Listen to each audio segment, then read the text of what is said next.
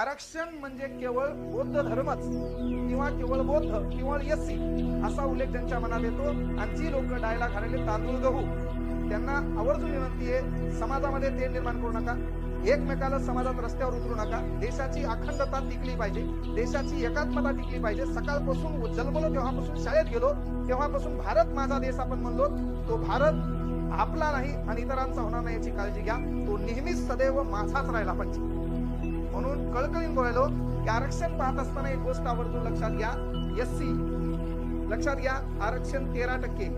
याच्यामध्ये 59 जाती आहेत, त्याच्यातल्या 58 जाती हिंदू आहेत. 58 जाती काय आहेत? हिंदू आहेत. एक जात आहे बौद्ध. म्हणजे आरक्षण केवळ यायला दिलं नाही. काय 13% आरक्षण आहे, 59 जाती आहेत, 58 जाती हिंदू आहेत, एक जात बौद्ध आहे. याच्याबद्दल डिटेल बोलल्यावर काही पुन्हा भांडवलं माझ्या मागे लागते. त्याला ही गोष्ट लक्षात घ्या. त्याच्यानंतर लक्षात घ्या, एसटी आरक्षण 7% आहे, जाती 47 आहेत आणि 47 जाती पण हिंदू आहेत. इकडे पहा, ओबीसी आहे, आरक्षण 19% आहे, 346 ते अंदाजे 350 जाती आहेत. या सर्व जाती हिंदू आहेत.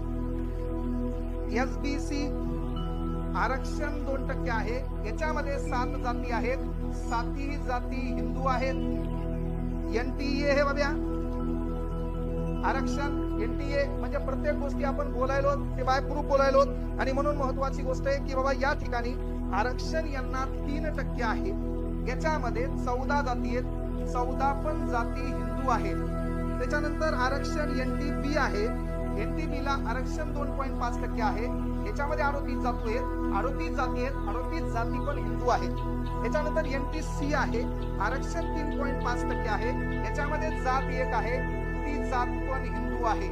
आरक्षण एनटीड 2% आहे, त्याच्यामध्ये एक जात आहे, ती म्हणजे वंजारी आणि ती पण हिंदू आहे. मग बाबासाहेब आंबेडकरांनी आरक्षण देत असताना फक्त हे नाही पाहिले, सर्व पाहिले. घटनेचे शिल्पकार महामानव परमपूज्य डॉक्टर बाबासाहेब आंबेडकरांनी फक्त हे पाहिले का? आरक्षण देत असताना इथं हिंदू पाहिले, इथं हिंदू पाहिले, इथं हिंदू पाहिले, इथं पण हिंदू पाहिले, इथं पण हिंदू पाहिले, इथं पण हिंदू पाहिले, इथं पण हिंदू पाहिले, मी पण हिंदू आहे. कळलं का? त्यामुळे मलाही शिक्षणाचा अधिकार मिळाला. पहिले शिक्षण व्यवस्था कोणाच्या तरी मालकीची होती, त्याच्याकडे होती. आज मी पण शिकवायलो, संविधानाची कृपा आहे. कलम 19 नुसार बोलायलो, संविधानाची कृपा आहे आणि ती कृपा बाबासाहेब आंबेडकरांची. म्हणून आरक्षण म्हणजे केवळ हे नाही, आरक्षण म्हणजे सर्वच आहे. तेव्हा